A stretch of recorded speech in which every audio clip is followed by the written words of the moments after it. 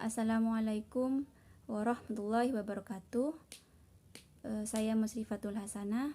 Di sini saya akan menjelaskan kembali hasil PPT dari kelompok 5 yang dibuat oleh Abdul Fattah tentang manajemen pendidik dan tenaga kependidikan.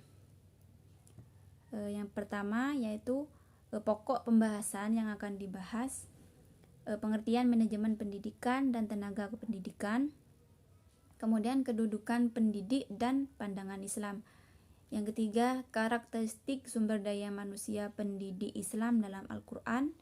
Yang keempat, tujuan manajemen pendidikan dan tenaga kependidikan. Yang kelima, fungsi manajemen pendidik dan tenaga kependidikan. Yang keenam, peta permasalahan pendidik dan tenaga kependidikan. Langsung saja, yaitu yang pertama, penjelasannya pertama, pengertian manajemen pendidik dan tenaga kependidikan. Manajemen tenaga pendidik dan kependidikan adalah aktivitas yang harus dilakukan mulai dari tenaga pendidik dan kependidikan itu masuk ke dalam organisasi pendidik sampai akhirnya berhenti melalui proses perencanaan SDM, yaitu sumber daya manusia, perekrutan, seleksi, penempatan, pemberian kompensasi, penghargaan, pendidik dan latihan atau pengembangan dan pemberhentian. Penjelasan yang kedua yaitu kedudukan pendidik dalam pandangan Islam.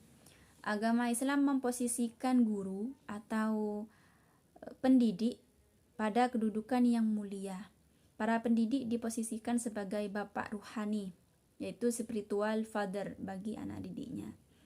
Al-Ghazali menegaskan bahwa kedudukan yang tinggi yang diduduki oleh orang yang berpengetahuan, bahwa orang alim yang bersedia mengamalkan pengetahuannya adalah orang besar di semua kerajaan langit. Dia seperti matahari yang menerangi alam.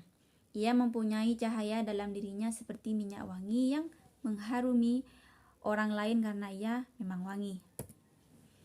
Selanjutnya, karakteristik sumber daya manusia pendidik dalam Al-Quran. Di dalam Al-Quran yaitu yang pertama jujur. Ini disebutkan dalam Quran surat At-Taubah 199.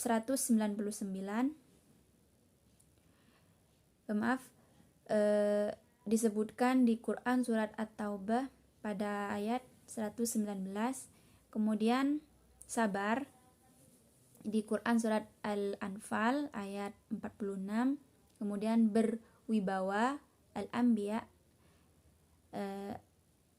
pada ayat ke-81, kemudian menjadi teladan peserta didik dan masyarakat pada surat Al-Imran ayat 104, dan mau juga siap mengembangkan diri secara mandiri dan berkelanjutan di Quran surat At-Taha ayat 114. Selanjutnya, tujuan manajemen pendidik dan tenaga kependidikan. Yang pertama, tujuannya yaitu memungkinkan organisasi mendapat dan mempertahankan tenaga kerja yang cakap, dapat dipercaya dan memiliki motivasi tinggi. Yang kedua, meningkatkan dan memperbaiki kapasitas yang dimiliki oleh tenaga kependidikan. Mengembangkan sistem kerja dengan kinerja tinggi yang meliputi prosedur perekrutan dan seleksi yang ketat, sistem kompensasi yang disesuaikan dengan kinerja, mengembangkan manajemen serta aktivitas pelatihan yang terkait dengan kebutuhan organisasi dan individu. Yang keempat, mengembangkan praktek manajemen dengan komitmen tinggi yang menyadari bahwa tenaga pendidik dan kependidikan merupakan stakeholder internal yang berharga, serta membantu mengembangkan iklim kerjasama dan kepercayaan bersama. Yang kelima, menciptakan iklim kerja yang harmonis. Penjelasan selanjutnya yaitu fungsi manajemen pendidikan dan tenaga kependidikan. Yang pertama, fungsinya yaitu pengadaan. Yang kedua, penyeleksian. Yang ketiga, pengangkatan. Yang keempat, penempatan. Dan yang kelima, pelatihan. Peta permasalahan manajemen pendidikan dan tenaga kependidikan terdapat 5 permasalahan. Yang pertama, permasalahan manajemen dan tenaga kependidikan.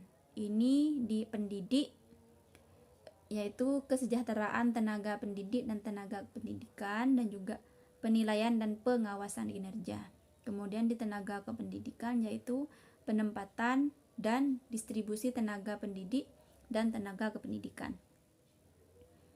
Yang kedua, promosi kepangkatan tenaga pendidik dan tenaga kependidikan.